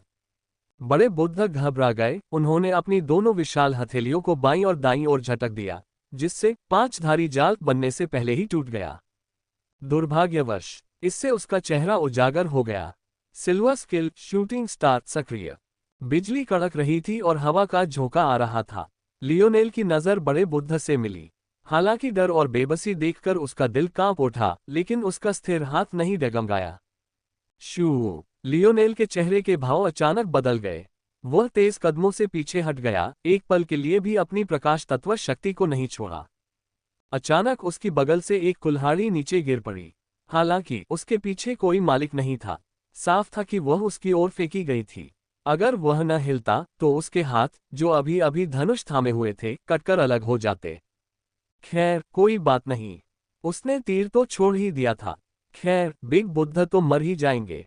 कम से कम लियोनेल ने तो यही सोचा था, इससे पहले कि दूसरा चर सामने आता। एक विशाल चौड़ी तलवार बिग बुद्ध की एक हथेली पर आकर लगी, जिससे वह एक ओर उड़ गए। बिग बुद्ध दयनीय हालत में जमीन पर फिसल रहे थे। साफ था कि जिसने भी उन्हें बचाया था, उन्हें उनकी खैरियत की जरा भी परवाह नहीं थी, क्योंकि वे मुश्किल से जिंदा लग रहे थे। मानो उनका मकसद किसी साथी को बचाने के बजाय लियोनेल को और ज्यादा वधन हासिल करने से रोकना था। लियोनेल का चेहरा भारी हो गया। उसने उन दो हथियारों को पहचान लिया। उम्रेड और क्रालिस उसके मंत्रों के चक्रव्यूह को समझने में कामयाब हो गए थे। लियोनेल को ये सोचने का वक्त ही नहीं मिला कि आखिर ये दोनों शैतान उसे क्यों ढूंढ पाए। लेकिन उसे एक बात तुरंत समझ आ गई, वे उसका पीछा कर रहे थे। लियोनेल किसी को भी निशाना बनाने का फैसला करने से पहले यह जरूर देखता था कि सब कहाँ हैं। अगर वे एक दूसरे के बहुत पास होते तो वह हमला करने का जोखिम भी नहीं उठाता। उसके लिखे सभी मंत्रों को सीधे पार किया जा सकता था, कोई भौतिक बाधा नहीं थी। नतीजतन एक क्षेत्र से दूसरे क्षेत्र में जाना न केवल आसान था, बल्कि निर्बाध भी था। इस तरह लियोनेल ये भ्रम बनाए रखने में कामयाब रहा कि उसके दुश्मन हमेशा अकेले हैं। अगर कोई भौतिक बाधा होती तो ये बहुत जल्दी स्पष्ट हो जाता कि वह उनकी इंद्रियों में दखल दे रहा है। एक बार ऐसा हो जाने पर सब कुछ उजागर हो जाता। कहने का तात्पर्य ये था कि पिछली बार जब लियोनेल ने इन दानव राजाओं की जोड़ी पर नजर डाली थी, तो वे कई सौ मीटर दूर थे। लियोनेल को पूरा यकीन था कि वह समय रहते बिग बुद्ध को मार सकता है। वे दोनों संयोगवश यहाँ कैसे पहुंच गए, इसका एकमात्र कारण ये था कि वे छुपकर उसके युद्ध में उतरने का इंतजार कर रहे थे, ताकि वे उसका मुकाबला कर सकें। हॉट स्ट्रीक अभी भी सक्रिय है। लियोनेल का दिमाग तेजी से घूम गया। चूंकि उसने ऐसा करने की हिम्मत की थी, तो उसके पास आकस्मिक योजनाएं कैसे नहीं हो सकती। उसे तो बस उन्हें इस्तेमाल करने का एक मौका चाहिए था। छोटा काला सितारा। लियोनेल ने सिल्वर स्किल डबल शॉट को फिर से सक्रिय किया। इस बार उसने क्रालिस पर निशाना साधा। उसके पास और कोई चारा नहीं था। चूंकि उम्रेड ने अपनी कुल्हाड़ी फेंक दी थी, इसका मतलब था कि वह अभी भी थोड़ी दूरी पर था। लियोनेल ने अपनी इंद्रियों को उस पर निशाना लगाने के लिए भेजने की भी जहमत नहीं उठाई, उसे बस अपने सामने खड़ी समस्या से निपटना था। क्रालिस ने अपनी विशाल चौड़ी तलवार की नोक से उसके घुमावदार तीरों को रोक दिया तथा प्रभाव के बल पर पीछे की ओर खिसक गया। बदकिस्मती से बिग बुद्धा को बचाने के चक्कर में वह अपनी ही हमले की सीमा से बाहर था। लेकिन उसे बस डटे रहना था। उम्रेड न सिर्फ अपने रास्ते पर था, बल्कि वह जानता था कि लियोनेल इस गति से लगातार तेजी से हमला नहीं कर सकता। ये निश्चित रूप से हॉट स्ट्रीक कौशल था, यह ज्यादा से ज्यादा 10 सेकंड तक ही चल सकता था। लियोनेल ने तीरों की बौछार कर दी। ये सभी तीर सामान्य सिंगल शॉट थे, हालांकि ये सभी तेज बिजली की कड़क के साथ मजबूत थे। ऐसा करते हुए वह तेजी से पीछे हट गया और उम्रेड को उसे घेरने का मौका नहीं दिया। ये हो चुका है। क्रालिस आगे बढ़ा, उसकी चौड़ी तलवार उड़ती पतंग की पूंछ की तरह उसके पीछे पीछे चल रही थी। महल की धीमी रोशनी में उसके काले शल्क झिलमिला रहे थे, पानी की बूंदों की तरह उसके शरीर से टकरा रहे थे। उसकी गति अविश्वसनीय रूप से तेज थी। लियोनेल एक बार फिर आश्चर्यचकित हुए बिना नहीं रह सके कि आखिर क्रालिस और उम्रेड उन दो लोगों में से क्यों नहीं थे जिन्हें पहले ट्रायल में उत्तम मूल्यांकन प्राप्त हुआ था। लेकिन कारण जो भी रहा हो, दूसरे और तीसरे ट्रायल में काफी फायदा उठाने के बाद अब वे लियोनेल पर जो दबाव डाल सकते थे, वह उनके रोंगटे खड़े करने के लिए काफी था। लियोनेल की अभिव्यक्ति एक बार फिर बदल गई। एक और तेज हवा ने उसकी पीठ पर वार किया। लियोनेल को पीछे मुड़कर यह समझने की जरूरत नहीं पड़ी कि यह उम्रेड का दूसरा युद्ध कुल्हाड़ा था। लियोनेल हैरान हुए बिना नहीं रह सका। उम्रेड ने तो सचमुच अपने दोनों हथियार फेंक दिए थे। लियोनेल दृढ़ता से एक ओर झुक गया। मैंने बिल्कुल सही समय पर यह काम किया। लियोनेल की निगाहें सिकुड़ गईं। लियोनेल ने सोचा कि उम्रेड के थ्रो से क्रालिस का रास्ता रुक जाएगा और उसे बच निकलने का मौका मिल जाएगा। लेकिन तभी उसके मन में एक क्षणिक विचार आया, जिससे उसके हाव भाव एक बार फिर बदल गए। उसे पूरा यकीन था कि वह उम्रेड की पहली कुल्हाड़ी की विपरीत दिशा में पीछे हट गया था। तो फिर अचानक उसकी पीठ से दूसरी कुल्हाड़ी कैसे निकल आई? अब जब लियोनेल ने इस बारे में सोचा, तो उसने शुरू में अपनी आंतरिक दृष्टि से उम्रेड पर निशाना साधने की कोशिश छोड़ दी थी, क्योंकि वह उसे तुरंत नहीं ढूंढ पा रहा था। हालांकि उसके मंत्रों का चक्रव्यूह उसके दुश्मनों को अलग करने और एक एक करके उनसे निपटने में बहुत मददगार था, लेकिन इससे उसे खुद भी मुश्किलों का सामना करना पड़ा। इस समस्या से बचने के लिए लियोनेल ने दृश्य सरणियों का उपयोग किया जो घटनाओं को उसके सामने प्रक्षेपित कर सकती थी। इस तरह वह पूरी स्थिति पर नियंत्रण बनाए रख सकता था, लेकिन लियोनेल ने अपना जबड़ा भींच लिया। दृश्य सरणियां आसानी से धोखा खा जाती हैं। लियोनेल को लगा जैसे वो गंदगी के ढेर में आ गया हो। किसने कहा कि शैतान अपने दिमाग का इस्तेमाल नहीं कर सकते? ये सारे विचार लियोनेल के दिमाग में पल भर में कौंध गए। इन सब में भी उसे एक फायदा था। उसकी सोचने की गति इतनी तेज थी कि उसने दानवों की जोड़ी की योजना को उसके सामने आने से पहले ही भांप लिया। उसके पास जितनी अधिक जानकारी होगी और जितनी जल्दी वह उसे प्राप्त करेगा, उतनी ही तेजी से वह समायोजन कर सकेगा। उसी क्षण कुल्हाड़ी अपना रास्ता बदलकर क्रालिस के चारों ओर घूमने लगी, मानो उसे अपनी स्वायत्तता प्राप्त हो। ये सिल्वर स्पेशल स्किल हथियार नियंत्रण है। अब लियोनेल को समझ आ गया कि क्या हुआ। उमरेड ने हथियार नियंत्रण का प्रयोग करके झूठ बोला था कि वह वास्तव में किस दिशा में है, और लियोनेल के पीछे हटने के रास्ते को अवरुद्ध करते हुए उसे उस स्थान तक ले गया जहां वह वास्तव में था। हालांकि असली योजना उसे दूसरी कुल्हाड़ी से मारने की नहीं थी, बल्कि उसे यह सोचने पर मजबूर करना था कि क्रालिस रुक जाएगा, जिससे उन्हें उसे घेरने का समय मिल जाएगा। उमरेड ने उसे बस इतनी देर तक भ्रमित रखने का भरोसा दिया कि उसे एहसास ही न हो कि वह हथियार नियंत्रण का इस्तेमाल कर रहा है, जिससे वह गलत निर्णय ले सके। हालांकि लियोनेल तैयार था। दोनों की उम्मीद के मुताबिक भागने की कोशिश करने के बजाय लियोनेल ने अपने घुटने से तीर चलाया, जो सीधे कार्लिस के सिर पर निशाना साधा। 4 दानव भगवान दंग रह गए। उन्हें लियोनेल से ऐसी उम्मीद नहीं थी। वह तो इस पूरे समय लियोनेल को चौंका देने के लिए हमले की तैयारी कर रहे थे, तो फिर वह बचाव भी कैसे कर सकते थे? कोई चारा न होने पर कार्लिस ने अपना शरीर एक तरफ मोड़ लिया। हालांकि ये काफी नहीं था। लियोनेल बहुत पास था और उसके तीर बहुत तेज थे। शू पीसीचू। एक तीर कार्लिस के काले शल्कों को चीरता हुआ उसके कॉलरबोन में जा लगा और कार्लिस के गले से बाल बाल बच गया। उसी क्षण लियोनेल ने एक बार फिर विस्फोटक तरीके से पीछे हटने का मौका लिया तथा उमरेड के पंजे से बच निकला। लियोनेल ने गहरी सांसें ली, उसका धनुष तैयार था और तीर तीर से तीर की नोक पर था। उमरेड के युद्धक कुल्हाड़ियों को खाली जगह की ओर तैरते देख उसके माथे से पसीने की बूंदें टपकने लगीं। अगले ही क्षण एक विशाल 3 मीटर लंबा लाल राक्षस, जिसके सींग जंगली थे, लियोनेल द्वारा खड़ी की गई जादू की दीवार को पार करते हुए बाहर आया। लियोनेल ने अपनी सांसें स्थिर कर ली, उसकी निगाहें संकुचित हो गईं। अगर वह थोड़ा भी धीमा होता तो उसे एक साथ आगे और पीछे से हमले का सामना करना पड़ता। 2 इतने शक्तिशाली व्यक्तियों के हमले का सामना करना मौत को दावत देने जैसा होता। जिस समय लियोनेल अपने तेज धड़कते दिल को थाम रहा था, उसी समय दोनों दानव राजा बेहद गंभीर भावों से उसकी ओर देख रहे थे। उन्हें नहीं पता था कि लियोनेल की किस्मत अच्छी थी या उसने इतनी मुश्किल में उनकी योजना को भांप लिया था, लेकिन अगर यह बाद वाली बात थी तो ये बहुत ही भयानक था। युद्ध के बीच में शांत रहने वाले बहुत कम लोग थे, लेकिन शांत रहना और स्थिति का इतनी जल्दी विश्लेषण करना किसी काल्पनिक उपन्यास जैसा था। ऐसे लोग भी थे जो लियोनेल की तरह अनगिनत वर्षों के युद्ध के अनुभव से विकसित सहज ज्ञान के आधार पर उचित कदम उठा सकते थे, लेकिन लियोनेल उस स्तर की युद्ध भावना विकसित करने के लिए बहुत छोटा था। इन दोनों को देखकर छोटा मिंग बेचैन हो गया। ये वही 2 राक्षस थे जो तीसरे मुकदमे के दौरान लियोनेल को परेशान कर रहे थे। जैसे ही छोटे ब्लैक स्टार ने उन्हें पहचाना, उसने अपने छोटे छोटे नुकीले दांत दिखा दिए और गुर्राने लगा। हालांकि अपने छोटे आकार के कारण लिटिल ब्लैक स्टार की गुर्राहट किसी शिकारी की घात में बैठी आवाज से ज्यादा बिल्ली के बच्चे की गुर्राहट जैसी लग रही थी। ठीक है छोटे दोस्त, लियोनेल मुस्कुराया। ब्लैक स्टार की हरकतों को देखने के बाद वह किसी तरह अधिक सहज महसूस कर रहा था। येप लियोनेल की निगाहें और अधिक गंभीर हो गईं जब उसने दोनों दानव प्रभुओं की ओर देखा। नहीं, अभी तो मुझे उनसे अकेले ही लड़ने दो। लियोनेल के चारों ओर हवा का एक छोटा सा घेरा उमड़ पड़ा, उसकी आंखें कुछ धुंधली हो गईं। जब से उसने ये परीक्षण शुरू किए थे, उसे अभी तक अपनी परिकल्पनाओं को परखने का मौका नहीं मिला था। वह असल में ये देखना चाहता था कि क्या अपनी युद्ध बोध की जगह अपने स्वप्न दृश्य का इस्तेमाल करना संभव है।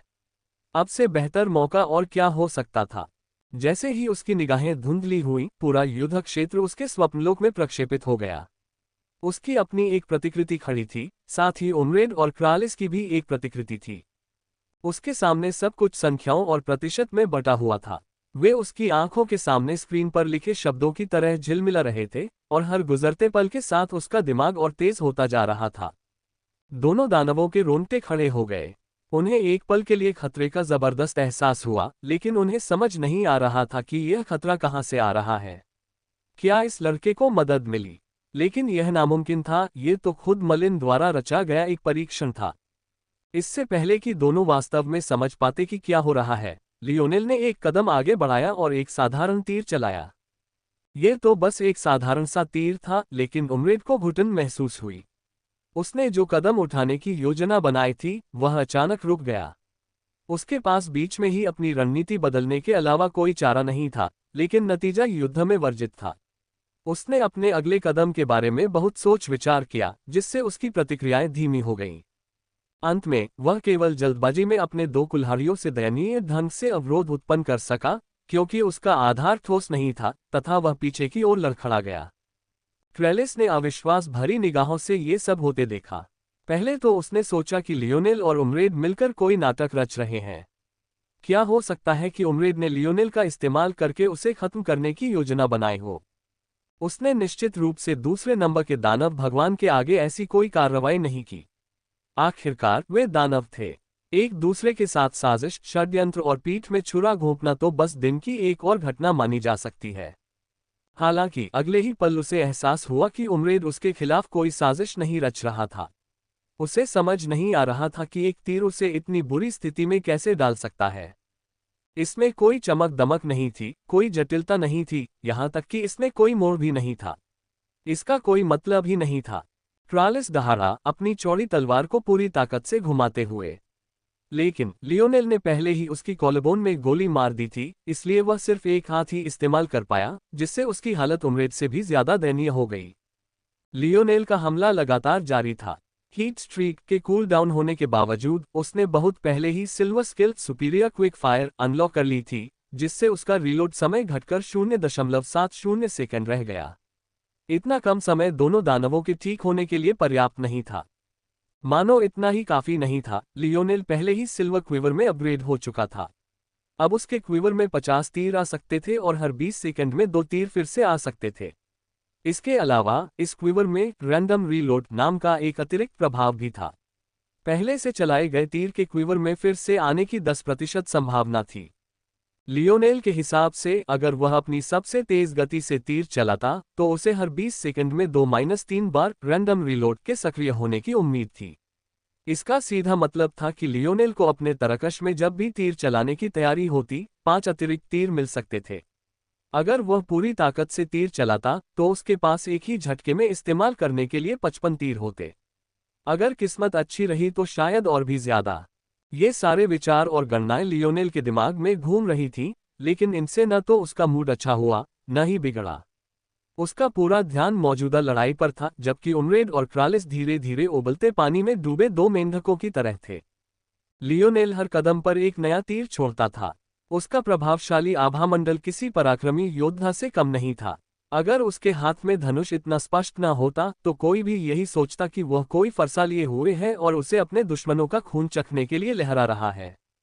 जिस क्षण दोनों दानवों ने पहल खो दी, ऐसा लगा जैसे वे उसे कभी वापस नहीं पा सकेंगे।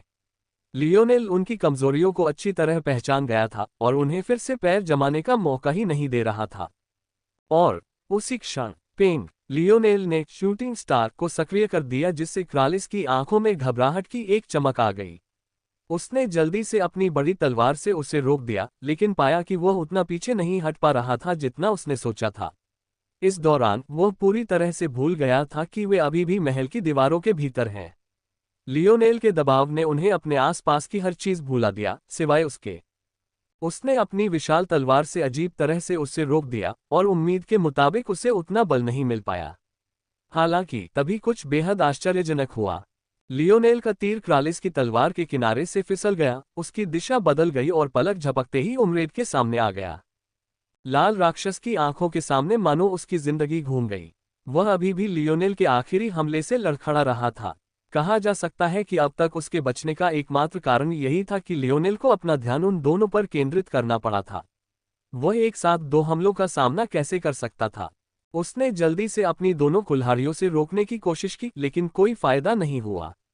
उसे जिंदगी में कभी इतने भारी हथियार चुनने का पछतावा नहीं हुआ था। ये हमेशा से उसका गौरव और खुशी का विषय रहा था, लेकिन अब उसे जरूर पछतावा हुआ। पीसीचू तीर उमरेड की छाती को चीरता हुआ उसके धड़कते दिल में धंस गया। हालांकि उसके दो दिल थे, लेकिन दोनों एक दूसरे पर निर्भर थे। उसका शरीर इतना बड़ा था कि सिर्फ एक के सहारे ज्यादा देर तक जिंदा रहना नामुमकिन था। उसी समय उमरेड ने लियोनेल को एक और कदम आगे बढ़ते देखा। उसकी सुस्त आंखों में जीत के विचार चमक रहे थे। ऐसा नहीं हो सकता, उसने ये भविष्यवाणी की थी। राक्षस, शैतान के सींगों वाला एक लाल दानव दूसरे को राक्षस कह रहा था। ये सचमुच एक बड़ी विडंबना थी। लेकिन तभी युद्ध की दूसरी अप्रत्याशित घटना घटी। लियोनेल अचानक रुक गया। उमरेड और क्रालिसी नहीं, बल्कि लियोनेल भी उलझन में लग रहा था। जब उसकी सुस्त आंखों में धीरे धीरे चमक लौटी, तभी उसे सब कुछ समझ में आने लगा। लियोनेल का भावशून्य चेहरा लाल हो गया। उसके माथे से पसीना बहने लगा और उसकी सांसें भारी हो गईं। उसकी मांसपेशियां बेकाबू होकर फड़कने लगी, मानो उन पर बहुत ज्यादा दबाव पड़ गया हो। उसका मन और विचार सुस्त और धीमे लग रहे थे। अरे, लियोनेल ने कभी नहीं सोचा था कि ऐसा कुछ होगा। उसने सब कुछ सोच लिया था, लेकिन अपनी आत्मिक शक्ति के खत्म होने की संभावना पर विचार नहीं किया था। अब तक उसे ऐसी किसी बात की चिंता नहीं करनी पड़ी थी। यहाँ तक कि जब वह 3 स्टार मैगस आर्ट्स का इस्तेमाल कर रहा था, तब भी यह उसके लिए बच्चों का खेल था। वह ऐसी बात की कल्पना कैसे कर सकता था? उसने कभी नहीं सोचा था कि उसकी सबसे बड़ी ताकत ऐसे महत्वपूर्ण क्षण में उसे धोखा दे देगी। उसी क्षण ताली की आवाज लियोनेल के कानों में पड़ी।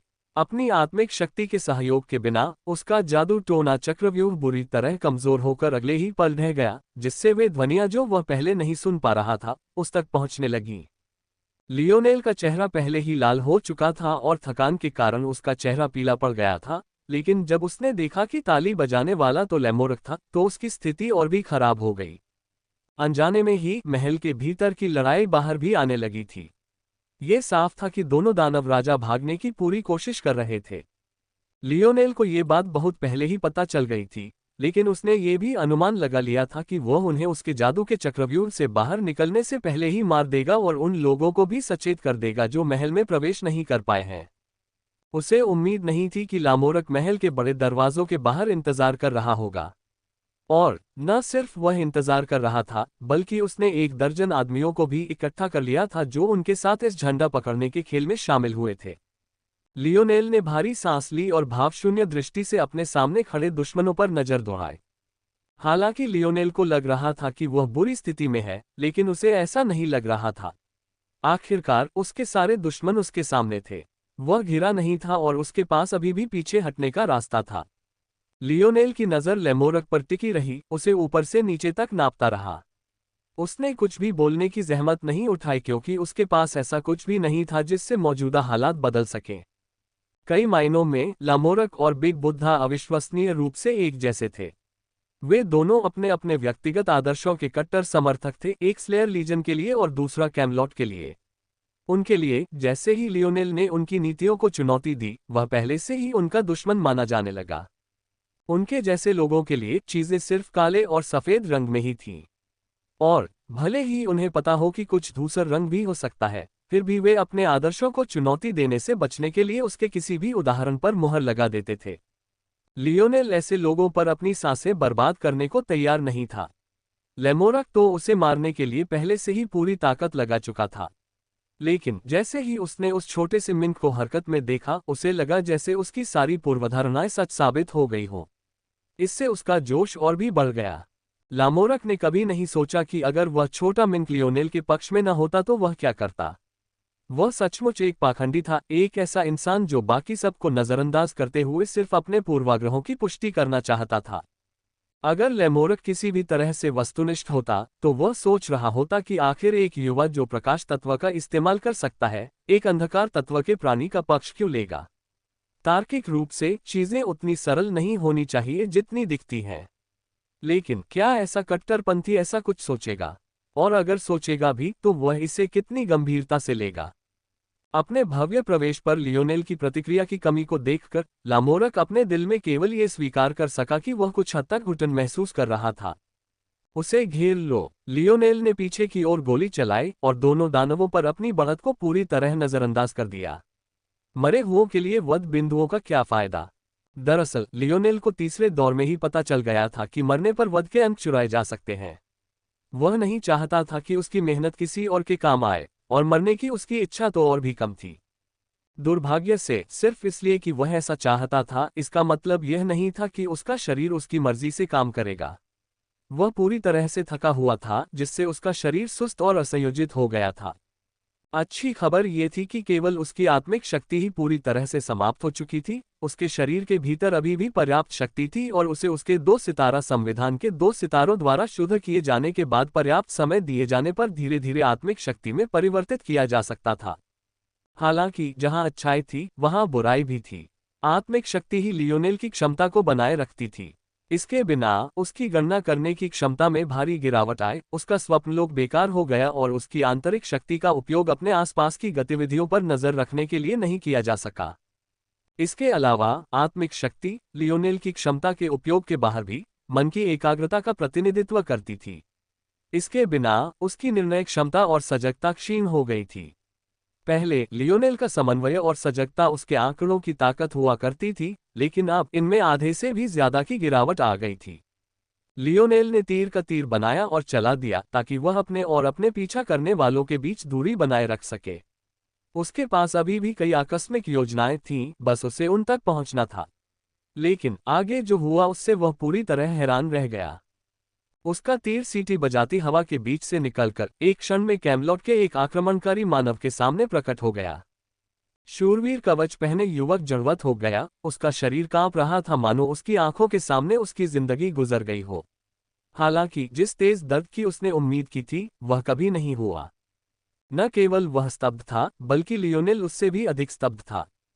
उसका तीर जमीन में जा लगा और एक साधारण जादूगर की जांघ पर जा लगा, जो दर्द से चीख उठा। हालांकि लियोनेल अभी भी अचंभित था। क्या वह चूक गया? वह कभी चूकता ही नहीं था। लियोनेल को मायान टूम जोन में 15वीं सदी की तोपों की मारक क्षमता से अभ्यस्त होने में जो समय लगा, उसके अलावा उसे याद नहीं कि आखिरी बार वह कब चूका था। क्वार्टरबैक के रूप में अपने करियर के दौरान भी, जब तक कि कोई हिट उसकी थ्रोइंग गति में बाधा न डाले, उसका निशाना कभी नहीं चूका था। लियोनेल के लिए यह इतना बड़ा झटका था कि वह लगभग रुक गया। उसे विश्वास ही नहीं हो रहा था कि वह क्या देख रहा है। उस क्षण लियोनेल को एहसास हुआ कि उसके आत्मिक दबाव का प्रभाव उससे कहीं अधिक था जितना उसने सोचा था। ये तो बुरा हुआ। लियोनेल ही एकमात्र ऐसा व्यक्ति था जिसे अपनी स्थिति की गंभीरता का एहसास था। दूसरों को लगता था कि अगर कभी कभार कोई धनुर्धर चूक जाता है तो ये सामान्य बात है, और लियोनेल का तीर तकनीकी रूप से निशाने पर तो लग ही जाता था। लेकिन लियोनेल जानता था कि अगर वह यहां और ज्यादा देर रुका तो उसकी स्थिति जल्द ही गंभीर हो जाएगी। जादूगरों, लामोरक ने ठंडे स्वर में आदेश दिया। लामोरक इतने समय से यहीं इंतजार कर रहा था। उसे लियोनेल के संभावित भागने के रास्ते की जानकारी कैसे नहीं थी। वह लियोनेल से ज्यादा शक्तिशाली हो सकता था, लेकिन उसका मुख्य पेशा एक जनरल का था।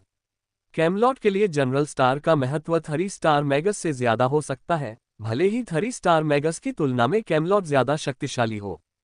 हालांकि ये जानना जरूरी है कि सिर्फ इसलिए कि किसी ने जनरल स्टार को जगाया है, इसका मतलब यह नहीं है कि उनका स्टार सर्वोच्च स्तर पर है, और न ही इसका मतलब यह है कि यह आवश्यक रूप से उपयोगी है। ये केवल कहा जा सकता है कि लामोरक का स्तर सामान्य स्तर से कहीं अधिक था। तीरों की बौछार आसमान में उल्कापिंडों की बारिश की तरह लियोनेल की ओर गिर रही है। पृथ्वी, अग्नि, वायु और जल के बाण। ऐसा लग रहा था मानो दुनिया के सारे तत्व एक ही व्यक्ति पर एकत्रित हो रहे हों। शक्ति का उभार इतना जबरदस्त था कि महल की सामने की दीवार ढह गई, जिससे द्वार इतना चौड़ा हो गया कि उसकी चौड़ाई दर्जनों मीटर तक हो गई। छोटा काला सितारा। लियोनेल ने दांत पीस लिए। वह जानता था कि इस चाल से उस छोटे से लड़के का बहुत कुछ छिन जाएगा, लेकिन उसके पास कोई चारा नहीं था। उसके द्वारा पहले से तैयार किए गए ज्यादातर मंत्र उसकी आत्मिक शक्ति समाप्त होने के बाद विफल हो गए थे, और जाहिर है अब उसके पास और कोई जादू करने की क्षमता नहीं बची थी। छोटा मिंक अपने 4 छोटे पंजों पर खड़ा होकर लियोनेल के बालों को पकड़ रहा था। वह गुर्राया, उसके बाल खड़े हो गए, जब तक कि उसका आकार 2 गुना नहीं हो गया। जब लियोनेल पूरी तरह से अभिभूत होने ही वाला था, तभी अचानक उसका शरीर काले कोहरे की एक पतली परत से ढक गया।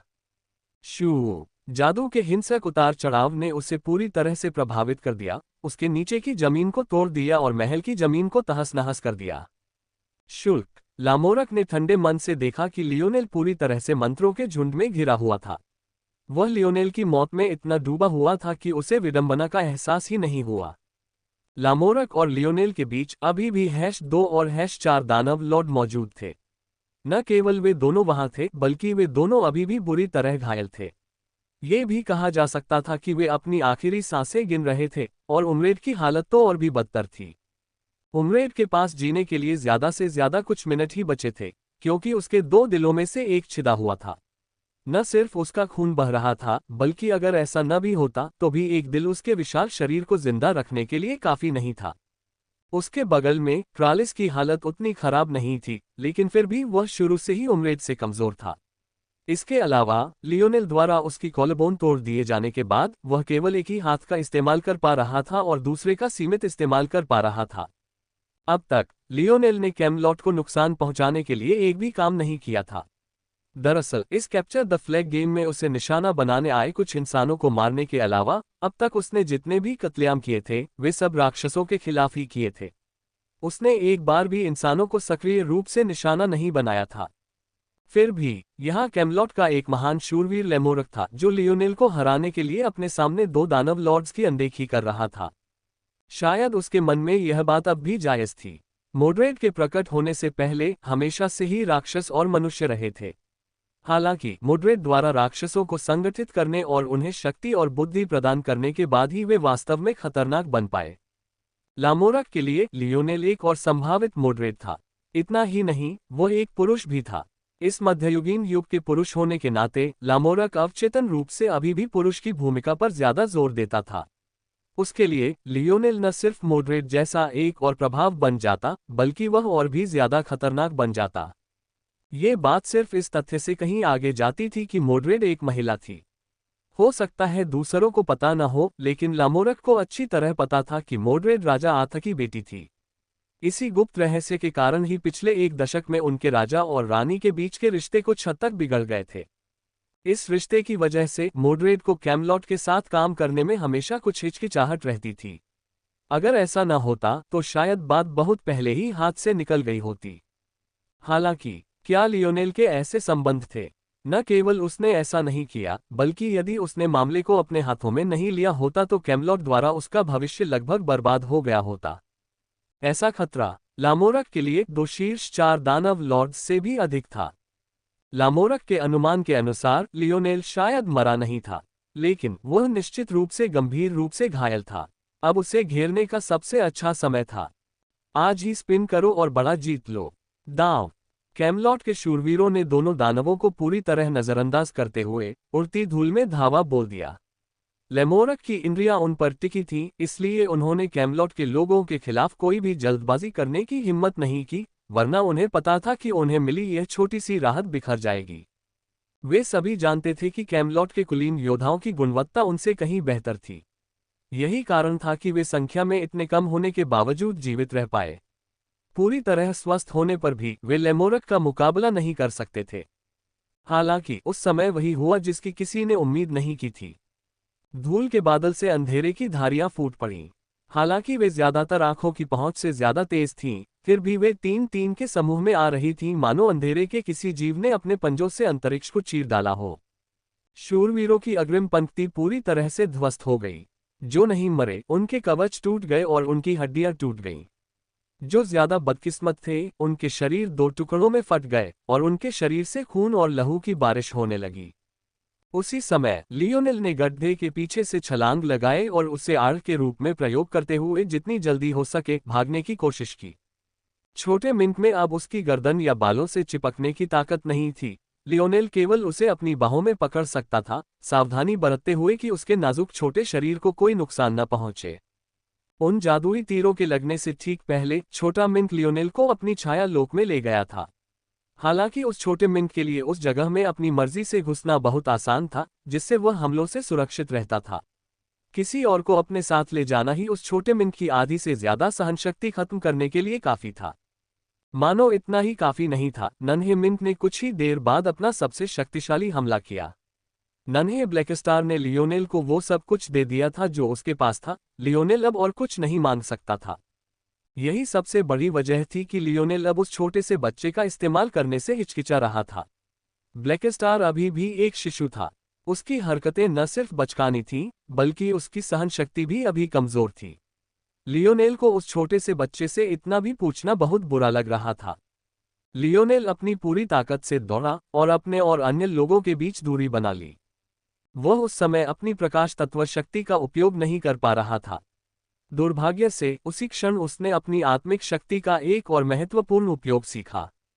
लियोनेल की प्रकाश तत्व शक्ति का भ्रूण उसके इथरियल ग्लेबेला में था। उससे संवाद करने के लिए उसे मूल मात्रा में आत्मिक शक्ति पर निर्भर रहना पड़ता था। आत्मिक शक्ति के बिना वह उससे संवाद नहीं कर सकता था और इसलिए अपने बल सुदृढ़ीकरण विचलनों का उपयोग नहीं कर सकता था। लामोरक के चेहरे के भाव बदल गए। क्या यह उसके आखिरी पड़ाव पर आखिरी हमला था? अपनी सुविधाजनक जगह से लेमोरक धूल के बादल के बीच लियोनेल को देख नहीं पा रहा था। और भी बुरा क्योंकि उसने अपनी इंद्रियों का इस्तेमाल करके दोनों दानवों को इस तरह जकड़ लिया था कि वे कुछ कर ही न सके। उसने लियोनेल पर अपनी आंतरिक दृष्टि भी नहीं छोड़ी थी। जब तक उसने अपना जबड़ा भींचा और अपनी इंद्रियों को हटाकर लियोनेल की ओर देखा, तब तक उसे एहसास हो गया कि वास्तव में गड्ढे में कुछ भी नहीं था। उसे यह अंदाजा लगाने का वक्त ही नहीं मिला कि लियोनेल ने ये कैसे किया। उसने अपनी कमान पूरी तरह छोड़ दी और खुद आगे बढ़ गया। गति में अंतर बहुत ज्यादा था। लियोनेल के पास भले ही सामान्य शक्ति थी, लेकिन समन्वय की कमी के कारण उसकी गति में 10% की गिरावट आई। इसके अलावा अपनी प्रकाश तत्व शक्ति के बिना वह अपनी सामान्य गति तक भी नहीं पहुंच पा रहा था, जिससे स्थिति और भी बदतर हो गई। सामान्य परिस्थितियों में लेमोरक अपनी वर्तमान चरम गति पर लियोनेल के सामने टिक नहीं पाता था। लेकिन अब लामोरक ने अपनी इंद्रियों से आगे का रास्ता ढांक लिया, लियोनेल की तलाश में।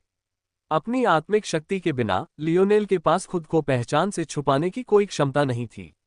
उसकी स्थिति का पता लगने में कुछ ही सेकंड लगे। लियोनेल लगातार हमला करता रहा, मानो उसे पता ही न हो कि उसे पकड़ लिया गया है। मैं इसे कर सकता हूं, इस मौजूदा गति से इसे। लियोनेल ने गुस्से से अपना सिर हिलाया। अपनी क्षमता के बिना वह उन गणनाओं को भी पूरा नहीं कर पाता था जो उसके लिए सांस लेने जितना आसान हुआ करती थी। लियोनेल सोचने लगा कि क्या उसकी क्षमता उसकी बैसाखी बन गई है। लियोनेल ने दांत पीस लिए। उसके पास बेतुके विचारों के लिए दिमाग में जगह नहीं थी। उसका बस एक ही लक्ष्य था, अपनी मंजिल तक पहुंचना। अगर वह ऐसा कर पाता तो अपनी बाकी की परीक्षाएं वह पार कर सकता था। जबकि उसके बाकी मंत्र नष्ट हो गए थे, एक ऐसा था जो नष्ट नहीं हुआ था। टेलीपोर्टेशन एरे जादुई कलाएं थीं जिन्हें विशेष रूप से अपने निर्माता की आत्मिक शक्ति से स्वायत्त रहने के लिए डिजाइन किया गया था। अगर ऐसा न होता तो कैमलॉट परिवहन के लिए उन पर कैसे निर्भर हो सकता था? ये लियोनेल की आखिरी और अंतिम आकस्मिक योजना थी। उसे बस इसे लागू करना था। लड़के, अपने अपराधों की सजा स्वीकार करो। लामोरक की दहाड़ ऐसी लग रही थी मानो लियोनेल के कंधे के ठीक ऊपर से आ रही हो। अगर लियोनेल अभी भी अपनी आंतरिक दृष्टि का इस्तेमाल कर पाता तो उसे पता चल जाता कि लामोरक 200 मीटर से भी कम दूरी पर है। उनकी गति से इतनी दूरी मुश्किल से 10 सेकंड में तय की जा सकती थी, अगर उससे भी ज्यादा। लियोनेल रुक नहीं सकता था। मैं करीब हूं, मैं करीब हूं। लियोनेल गलियारों से होते हुए उस दालान में पहुंचा जो सिंहासन कक्ष की ओर जाने वाला अंतिम रास्ता था। ठीक उसी समय जब लियोनेल ने अंतिम मोड़ लिया, उसने महसूस किया कि एक शक्तिशाली बल अचानक उसके शरीर से टकराया। उसकी सांसें पूरी तरह से उखड़ गई थीं। उसने अपनी हड्डियों में कंपन और आंतरिक अंगों में कंपन महसूस किया। मेटल सिनर्जी लाइनेज फैक्टर के जागरण के बाद उसके शरीर की मजबूती के साथ यह उसे गंभीर रूप से घायल करने के लिए पर्याप्त नहीं था। लेकिन उसकी वर्तमान कमजोर अवस्था में यह उसे पीछे की ओर उछालने, जमीन पर फिसलने और उस दुश्मन की ओर ले जाने के लिए पर्याप्त था जिससे वह अपना सब कुछ लेकर भाग रहा था। उसके पास अपनी बाहों में उस नाजुक छोटे मिंट को बचाने के लिए बस मुश्किल से ही समय था। लियोनेल अपनी आंतरिक दृष्टि का इस्तेमाल नहीं कर पा रहा था, लेकिन उसने अपनी तैरती हुई दृष्टि से एक विशाल ताड़ का पेड़ देखा। और उस विशाल, जीवन से भी विशाल ताड़ के पेड़ के पीछे एक गंभीर रूप से घायल बिग बुद्धा था।